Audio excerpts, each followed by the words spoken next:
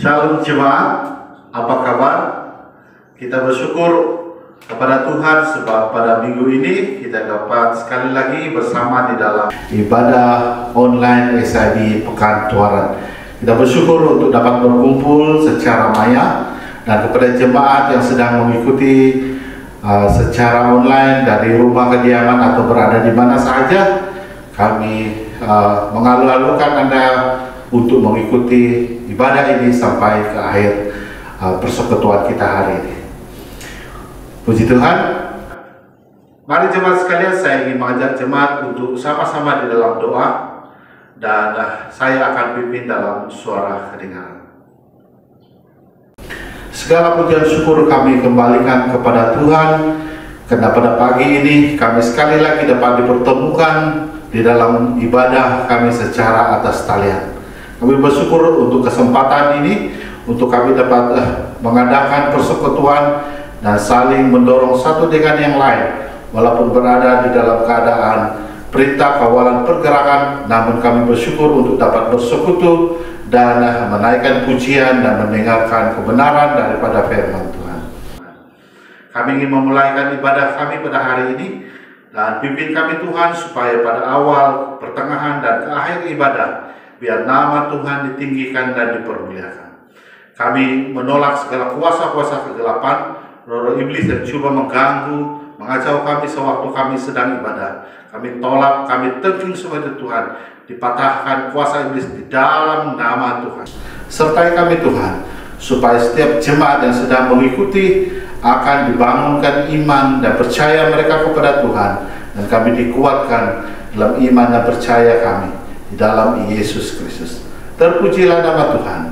Sertai supaya setiap yang kami lakukan pagi ini akan memuliakan Engkau dan nama Tuhan ditinggikan dan dipermuliakan. Di dalam nama Yesus kami telah berdoa. Amin.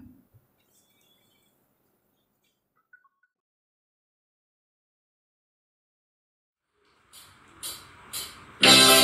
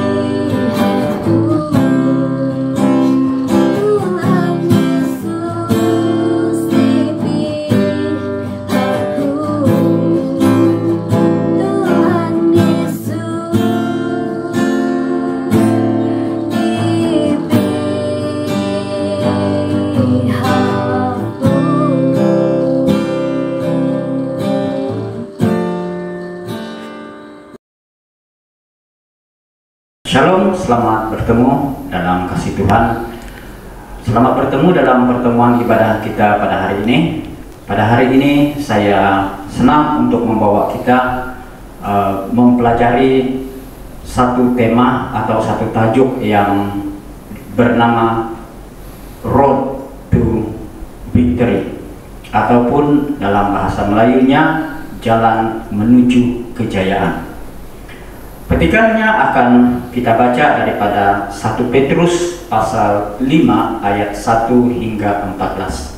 1 Petrus pasal 5 ayat 1 hingga 14, di mana garis-garis utama yang akan kita pelajari adalah, yang pertama adalah merendahkan hati, yang juga berkaitan dengan kerendahan hati dan berlawanan dengan kesombongan atau keangkuhan. Dan yang kedua ialah berkaitan dengan penyerahan penuh kepada Tuhan atau berserah penuh 100% kepada Tuhan untuk digunakan ataupun untuk dipakai oleh Tuhan sesuai dengan maksudnya. Dan yang ketiga adalah yang berkaitan dengan berwaspada ataupun berjaga-jaga. Sebab apa? Sebab lawanmu iblis, atau si iblis itu seperti singa yang berjalan keliling untuk mencari siapa yang dapat ditelan olehnya. Dan yang keempat adalah bertekun ataupun ketekunan iman. Sebelum itu, saudara-saudari, saya ingin mengajak kita melihat kepada latar belakang Rasul Petrus. Tentulah ada sebab, tentulah ada alasan yang sangat kukuh kenapa Rasul Paulus layak atau sangat layak untuk mengingatkan kita, mengingatkan orang Kristen, mengingatkan semua orang tentang ketekunan, tentang kewaspadaan, tentang penyerahan penuh kepada Tuhan, dan tentang kerendahan hati. Dalam Matius pasal 26 ayat 33 hingga 46, mari kita baca Matius pasal 26 ayat 33 hingga ayat yang ke-46. Seluruh kisah ini mengisahkan ataupun menceritakan kepada kita tentang apa yang berlaku, terjadi dan dilakukan oleh Petrus semasa dia bersama-sama dengan beberapa murid yang lain, bersama-sama dengan Yesus. Dan ketika itu mereka sudah berhadapan dengan saat yang sangat genting, yaitu penganiayaan, penangkapan, dan akhirnya penghukuman, penyaliban. Mari kita baca. Petrus menjawab. Ini ayat yang ke-33. Kita mulai dengan ayat yang ke-33. Petrus menjawab, "Kalaupun semua yang lain goyah keranamu, aku tidak akan goyah." Perhatikan cara ataupun bentuk perkataan ataupun kata-kata Petrus. Yesus berkata kepadanya, "Sesungguhnya aku berkata kepadamu, pada malam ini juga sebelum ayam berkokok, engkau akan menyangkalku 3 kali." Petrus berkata kepada Yesus, "Kalaupun aku terpaksa mati bersamamu, aku tidak akan menyangkalmu." Semua murid yang lain pun berkata demikian. Selepas itu, Yesus pergi bersama mereka ke sebuah tempat bernama Getsemani. Lalu dia berkata kepada murid-muridnya, "Duduklah di sini sementara aku berdoa di sana." Yesus membawa bersamanya Petrus dan kedua-dua anak Zebedeus. Dia mula berasa duka cita dan resah. Dia berkata kepada mereka, "Jiwaku sungguh duka cita, bagaikan mati. Duduklah di sini, berjaga bersamaku." Saya skip beberapa ayat. Kemudian dia kembali kepada murid-muridnya dan mendapati mereka tertidur. Lalu dia berkata kepada Petrus, "1 jam pun kamu tidak dapat berjaga bersamaku." Atau 1 jam pun kamu tidak dapat berjaga bersamaku. Berjaga dan berdoalah, takut nanti kamu tergoda. Memang rohani rela, tetapi jasmani lemah. Skip lagi beberapa ayat ini. Sesudah itu dia mendapati mereka tidur lagi, karena mata mereka sungguh mengantuk. Dan skip lagi. Setelah itu dia mendapatkan murid-muridnya lalu berkata, "Adakah kamu masih tidur dan berehat? Lihatlah, masanya telah menjelang dan Anak Manusia sedang dikhianati untuk diserahkan ke tangan orang berdosa. Bangunlah, marilah kita pergi. Lihat, pengkhianatku sudah tiba." Inilah kisah yang tragis, kisah tentang pengkhianatan, kisah tentang janji yang manis di mulut tetapi dari segi tindakan tidak ada, ataupun kita boleh namakannya juga mungkir janji, janji yang tidak ditepati. Ketika merasa senang sekali untuk mengeluarkan ataupun berkata-kata sesuatu yang menarik, sesuatu yang manis, sesuatu janji yang hebat dan besar. Tetapi apabila kesusahan melanda, sama ada kesusahan itu datang dari dalam diri sendiri karena sikap dan sebagainya, ataupun karena kesusahan, penganiayaan, atau kesulitan yang datang dari luar menekan dan menimpa kita, maka pada ketika itu semua janji yang kita pernah sebutkan, yang pernah kita janjikan atau ikrarkan kepada Tuhan, tentu kita lupa. Saudara-saudari, itulah yang terjadi kepada Petrus. Itu yang terjadi kepada Petrus. Dan dinyatakan bahwa bukan dia sahaja, tetapi murid-murid yang lain. Tetapi yang difokuskan ialah Petrus. Dan beberapa waktu selepas peristiwa ini, setelah Yesus ditangkap, disesat, dihakimi, dan disalibkan, dan dikuburkan, dan bangkit, maka apa yang kita dapati tentang Petrus? Dia telah berubah menjadi seorang yang sangat kuat imannya, dan layaklah dia untuk mengingatkan kepada kita, kepada jemaat, untuk setia, untuk kekal merendahkan hati di hadapan Tuhan, karena dia pernah sombong, karena dia pernah angkuh. Layaklah dia untuk mengingatkan kita tentang kewaspadaan, karena dia sendiri sudah pernah melalui waktu kelalaian sebagai seorang pengikut ataupun murid Yesus. Dia layak untuk mengingatkan kita tentang penyerahan, karena dia sendiri pernah bertindak mengikut naluri ataupun keinginannya sendiri, dan dia tidak bertindak menurut nasihat ataupun pengajaran Tuhan Yesus. Saudara-saudari, siapakah Petrus? Siapakah Rasul Petrus? Adakah dia seorang nabi?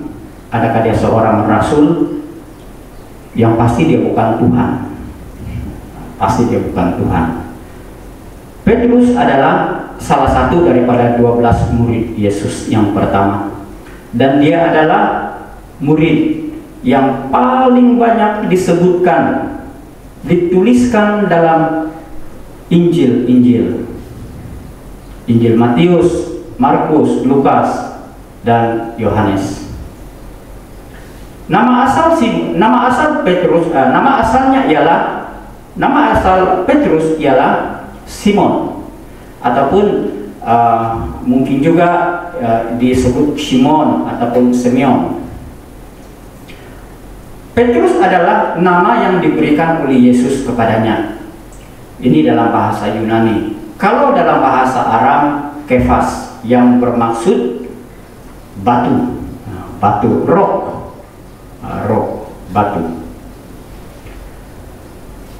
batu yang besar, batu karang.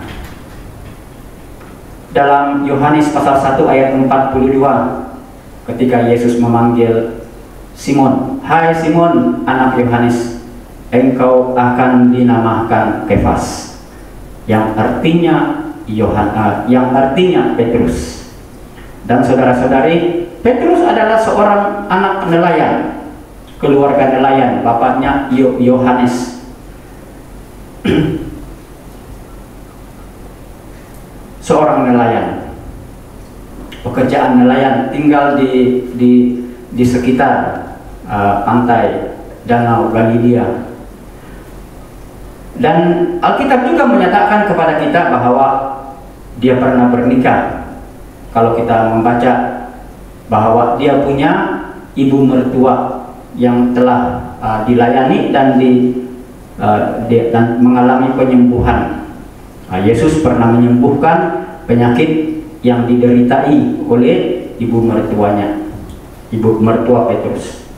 Dan menurut tradisi, Petrus telah meninggal ataupun wafat dengan cara disalibkan secara terbalik, kepala di bawah, kaki di atas.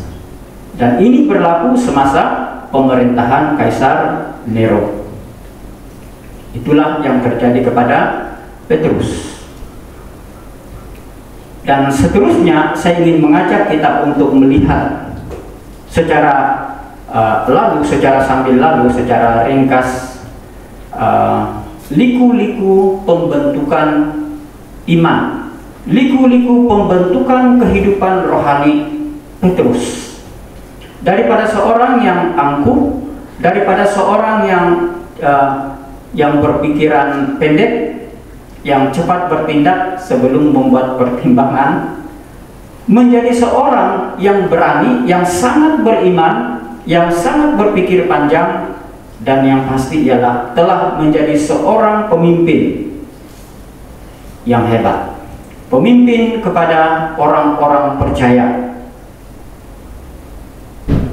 di tengah-tengah penderitaan, di tengah-tengah penganiayaan dan keadaan yang tidak selesa, yang serba kekurangan.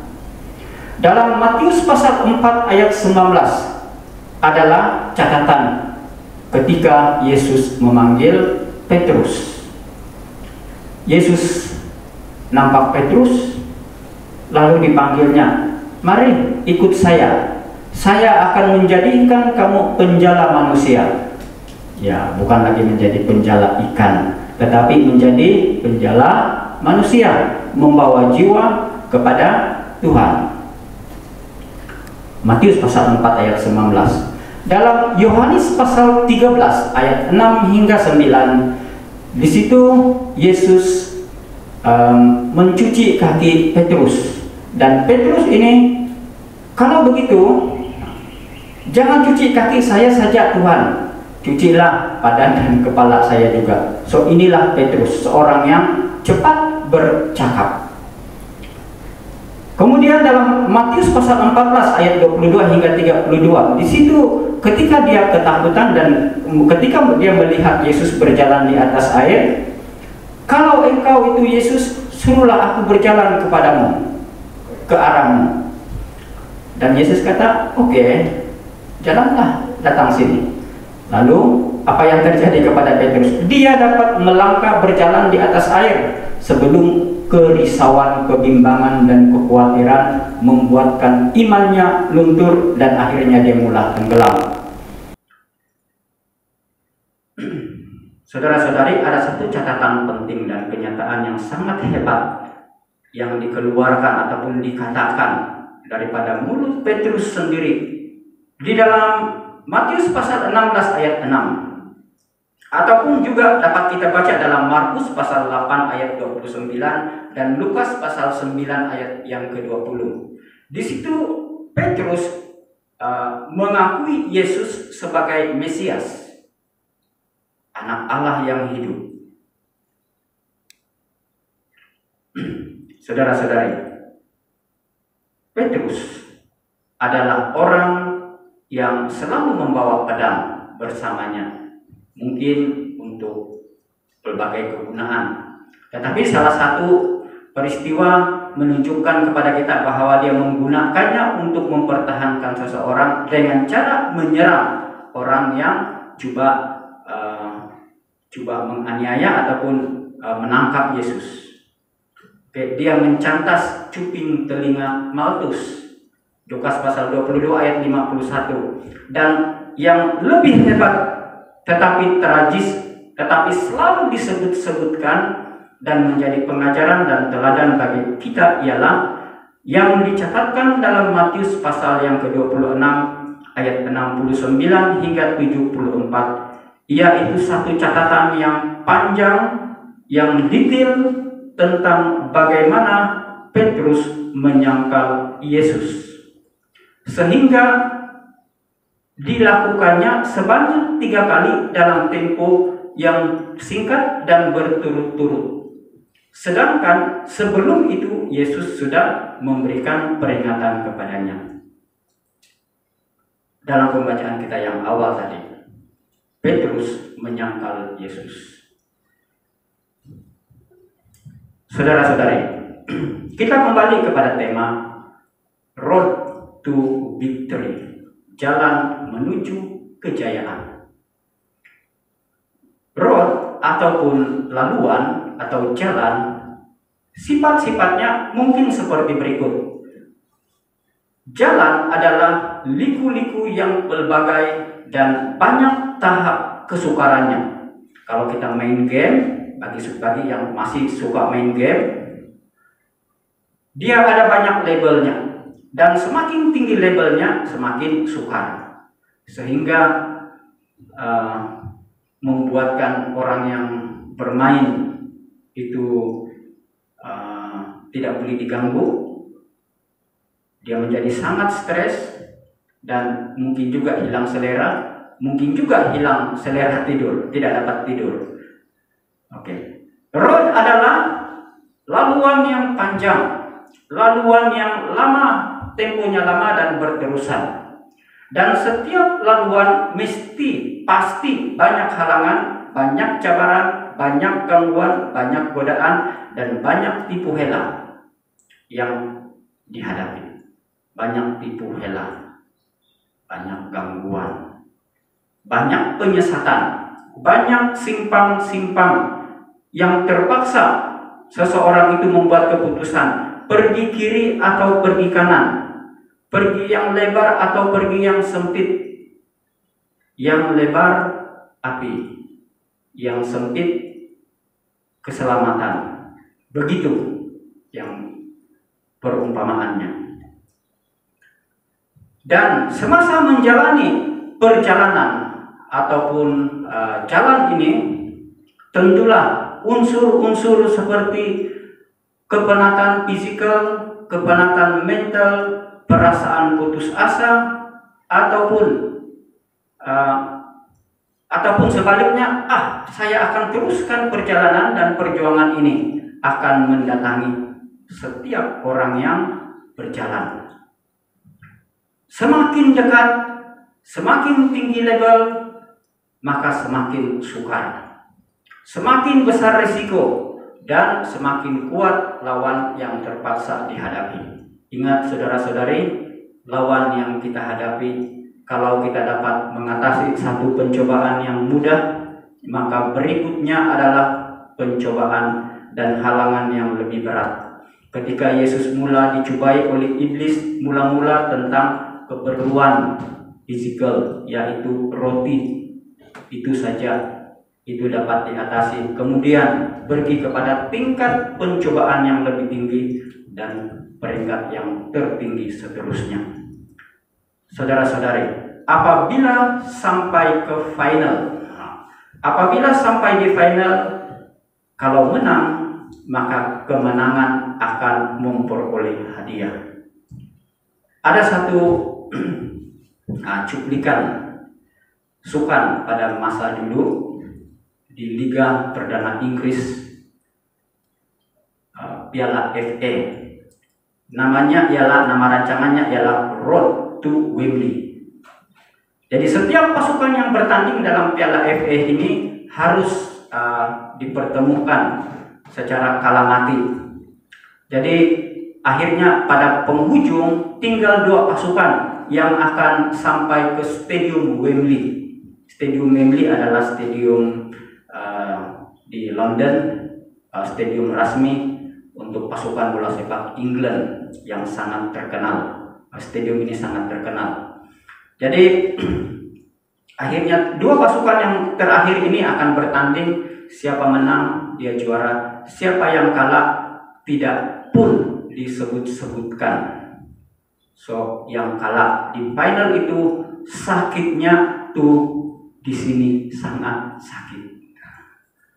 Oke, so di final kemenangan akan beroleh hadiah. Rasul Paulus ketika menyebut dan mendorong jemaat tentang hadiah dalam Filipi pasal 4 ayat 13, dia bercakap tentang perjuangan semasa dalam perjalanan, pelayanan, menghadapi penderitaan dan sebagainya. Dia menuliskan begini, segala sesuatu dapat kutanggung di dalam Dia, yaitu Tuhan yang memberikan aku kekuatan. Ini menunjukkan bahwa penyerahan penuh kepada Tuhan. Kekuatannya dia akui bahwa bukan dia yang kuat, tetapi Tuhan yang memberikan kekuatan. Ada orang yang menyalahgunakan ayat ini sehingga untuk kegunaan bersukan dan sebagainya pun dia menggunakan ayat ini. Filipi pasal 3 ayat 14. Dalam Filipi pasal 3 ayat 14, Rasul Paulus menuliskan begini, aku berusaha ke arah matlamat untuk mendapatkan ganjaran. Aku berusaha ke arah matlamat mendapatkan ganjaran, yaitu panggilan Allah ke surga dalam Kristus Yesus. So itu adalah victory. Itulah kemenangan terakhir dan tidak akan ada kekalahan lagi. Sampai ke garis akhir, sampai ke matlamat. Itulah maksud kehidupan kita sebagai anak-anak Tuhan. So di penghujung di penghujung perjalanan ini ialah kemenangan, yaitu di surga bersama-sama dengan Tuhan Yesus. So mari kita pergi kepada 1 Petrus pasal 5 ayat 1 hingga 14. 1 Petrus pasal 5 ayat 1 hingga 14. Saya coba membawa kita mempelajari 4 perkara yang basic, yang asas daripada bahagian ketika firman Tuhan ini. Yang pertama ialah kerendahan hati. Kerendahan hati, yaitu setiap orang mesti saling menghormati. Kerendahan hati itu berkaitan dengan menghormati orang lain, mementingkan bukan diri sendiri saja, tetapi semua orang adalah sama-sama penting, sehingga tidak ada satu anggota pun yang dianggap tidak penting, melainkan menganggap semua anggota itu penting. Orang tua, yaitu para pemimpin, para penatua, para pemimpin, mungkin ibu bapak juga, para tua-tua, mereka memang wajar untuk dihormati. Itu mesti, itu adalah aturannya. Tetapi orang muda juga mesti dihormati karena mereka punya kekuatan mereka sendiri. Semua orang percaya mesti saling menghormati. Tidak adalah yang tidak layak mendapat penghormatan. Tapi yang lebih penting daripada ini ialah semua orang percaya itu mesti tunduk kepada Allah. Kita semua tunduk kepada Allah. Sehingga siapapun kita mesti tunduk kepada Allah dalam segala perkara. Kita menganggap bahwa semua sama penting dan saling memerlukan. Kenapa? Sebab itu ajaran firman Tuhan. Dalam Amsal pasal 2 ayat 3. Dalam Amsal pasal 3 ayat 34. Bahayanya jika ada yang mula merasa ataupun dikuasai oleh keangkuhan. Amsal pasal 3 ayat 34 menuliskan begini. Dia, yaitu Tuhan, dia mencemuh para pencemuh, tetapi dia memberi anugerah kepada yang rendah hati. Hadiah, anugerah kepada yang rendah hati. Demikian juga dalam Yakobus pasal 4 ayat 6. Allah menentang orang yang angkuh, tetapi memberi anugerah kepada orang yang rendah hati. So, kerendahan hati itu sangat penting, bukan saja untuk seseorang individu Kristen, tetapi untuk jemaah, untuk seluruh orang percaya. Dan seluruh orang percaya merendahkan hati, memiliki kerendahan hati. Yang kedua, dalam ayat yang ke-7. Kalau tadi ayat yang ke-6 dan ayat yang ke-7, sekarang ayat yang ke-7. Penyerahan penuh kepada Tuhan. Penyerahan penuh kepada Tuhan yang juga bermaksud 100% kepada Tuhan. Nah, 100% kepada Tuhan. 100%. Kosong untuk saya. Keegoan kosong. Tuhan saja. Seperti kata Yohanes Pembaptis, dia harus makin bertambah, aku harus semakin berkurang. Dia harus makin bertambah, ku harus makin berkurang.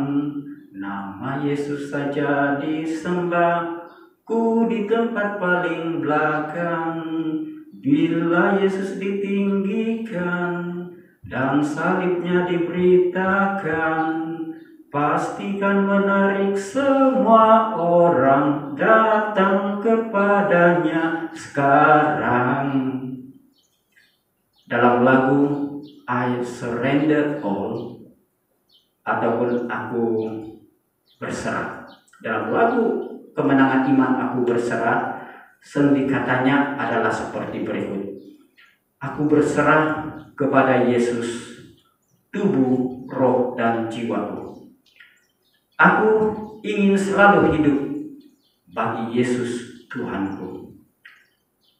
Berserah kepada Yesus, di kakinya aku sujud, nikmat dunia ku tinggalkan.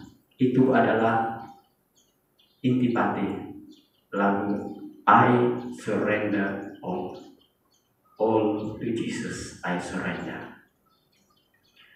Yaitu memberikan diri dan kehidupan ini kepada Tuhan menurut maksud Tuhan. Itu yang terjadi juga kepada Nabi Musa. Selama 40 tahun, tambah 40 tahun proses di dalam kehidupannya, pembentukan oleh Tuhan sesuai dengan maksud Tuhan untuk digunakan yang pelayanan selama 40 tahun lagi.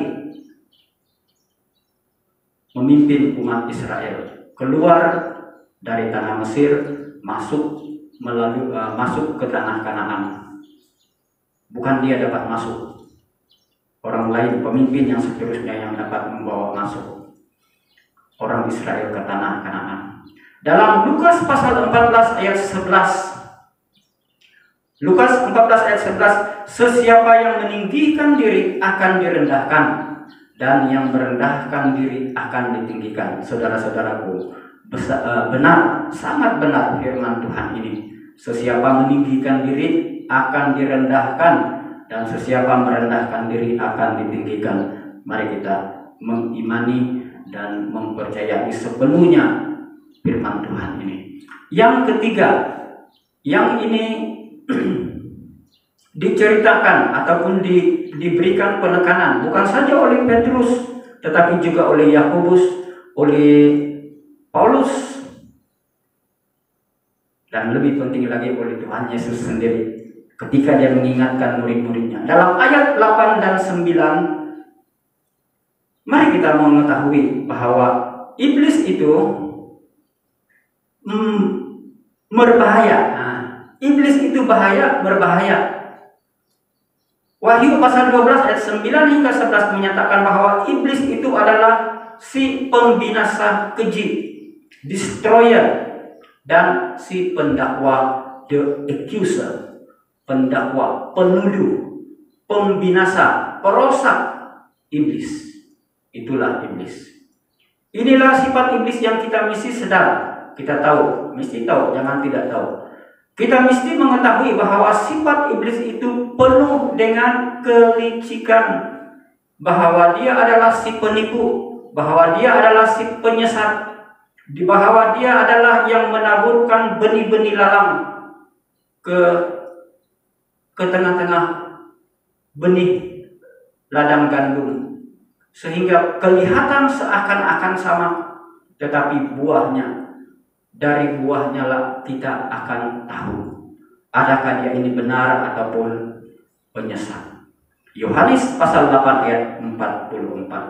Maka sikap kita dalam berlawan dengan iblis adalah seperti yang dinyatakan dalam Yakobus pasal 4 ayat 7, yang bunyinya begini, karena itu tunduklah kepada Allah dan lawanlah iblis, maka ia akan lari daripadamu. Tunduklah kepada Allah. 1, tunduk kepada Allah. 2, lawan. Jangan lawan. Lawanlah iblis, maka ia akan lari daripadamu. Macam mana mau lawan?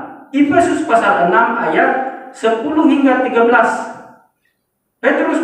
Paulus mengingatkan, pakailah seluruh perlengkapan senjata Allah, yaitu perlengkapan senjata rohani. Dalam ayat 16 dan ayat yang ke-17 di Efesus pasal 6, senjata kita ialah firman Tuhan dan doa. Senjata kita ialah firman Tuhan dan doa. Sekarang ada Bible, apa nama aplikasi itu? Bible is. Siapa yang sudah ada dan mengikutinya? Masih ada masa, banyak hari lagi.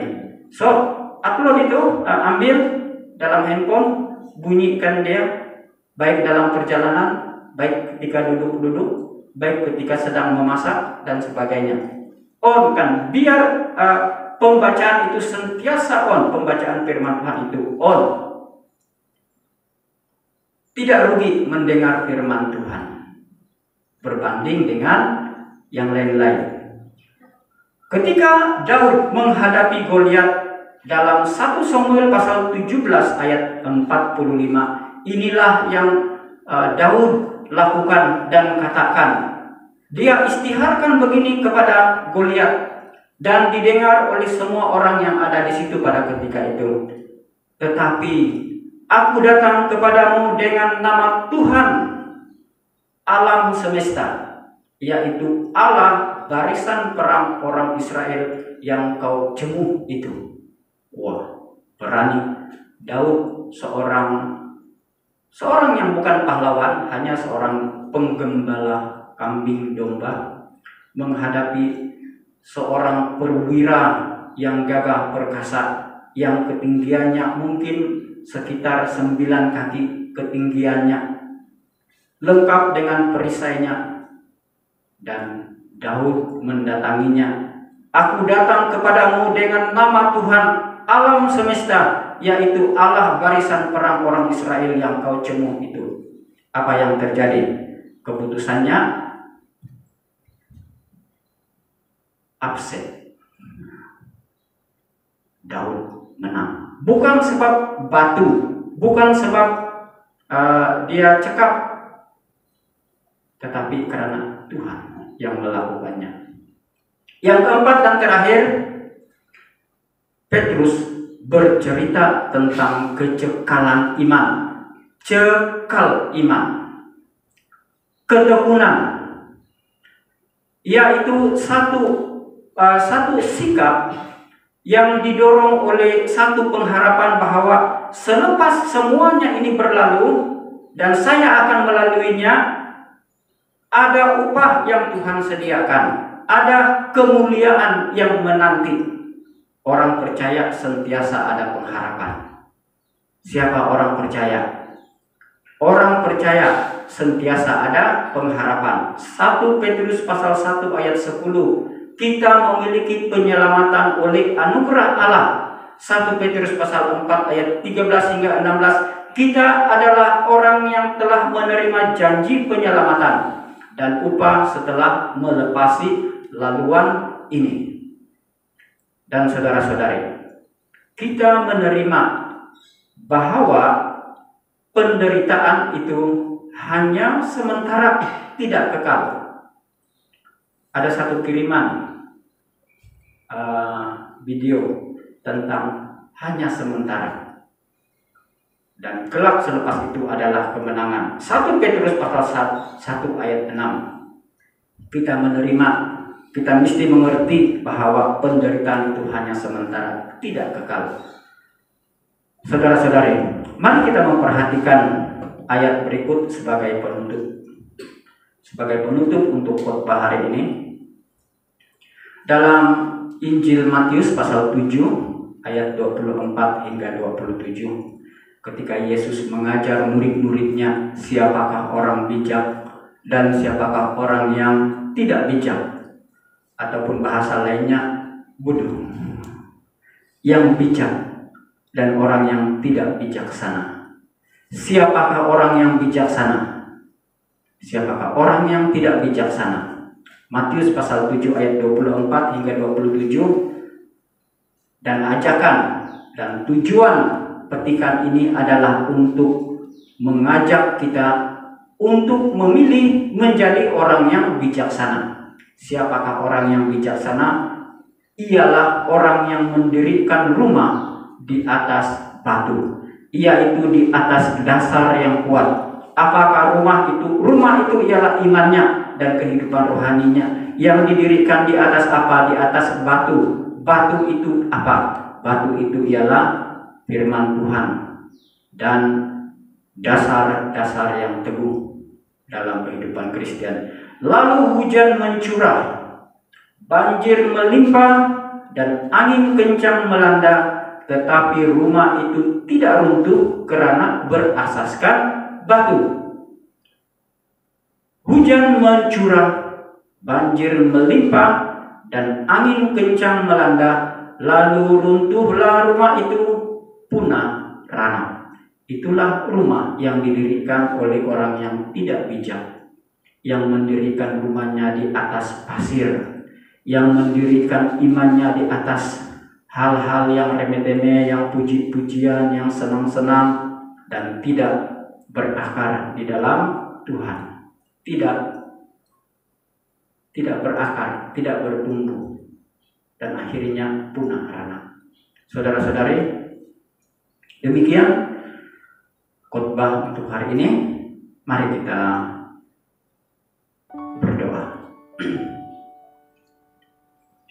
Bapa di surga, kami mengucapkan syukur untuk firman Tuhan yang kami pelajari pada hari ini, menjadi satu makanan rohani, menjadi satu peringatan, menjadi satu pendorong, dan juga menjadi pedoman yang meneguhkan, yang menguatkan kami untuk saling meneguhkan satu dengan yang lain, untuk memiliki kehidupan yang kehidupan rohani yang sentiasa merendahkan hati di hadapan Tuhan, tunduk kepada Tuhan, berserah penuh kepadamu, dan juga sentiasa hidup di dalam kebijaksanaan, waspada dan berjaga-jaga terhadap segala tipu muslihat dan penyesatan oleh kuasa iblis, kuasa-kuasa kegelapan. Dan juga untuk kami sentiasa bertekun, cekal, dan percaya akan janji dan pengharapan yang sudah Tuhan nyatakan kepada kami. Ya Bapa di surga, untuk sekalian jemaat, kami berdoa ya Tuhan, supaya Tuhan terus meneguhkan, memberkati, dan membuatkan kami sentiasa saling menolong, sentiasa saling mendorong satu dengan yang lain, sehingga tidak ada seorang pun yang akan ketinggalan ataupun tersesat ataupun putus asa semasa melalui perjalanan ini. Bapa di surga, terpujilah namamu. Ini doa kami, dalam nama Yesus kami berdoa. Amin.